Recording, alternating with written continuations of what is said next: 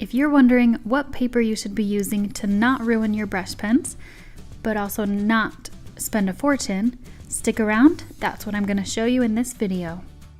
Hey friends, I'm Sarah from Ensign Insights. Thank you so much for checking out this video. The most frugal paper you can be using is just regular copy paper. I love this paper. I use it all the time with my Crayolas and for sketching.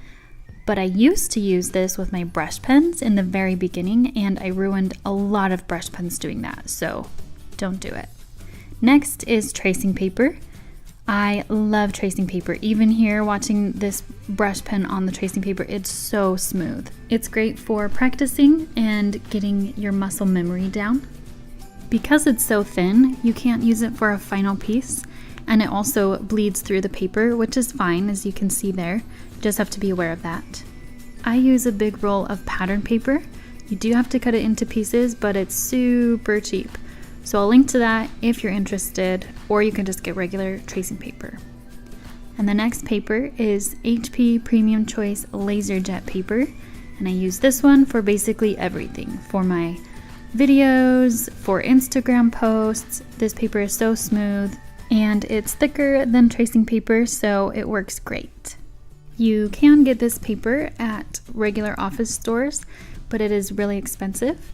It's a lot cheaper if you buy it on Amazon.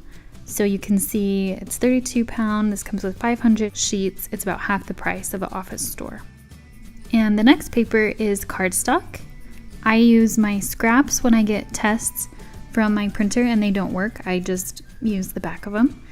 You could get black cardstock or even black poster board for metallic pens. And the last paper is a Rhodia notepad. This paper is so smooth, and it's a nice notebook that folds over. And the Rhodia pad comes in grid, dot, or Bling. There's several different kinds, several different sizes and colors. There are so many options. It's a really, really great way. It's a little more expensive than just buying a pack of paper, but it's very affordable.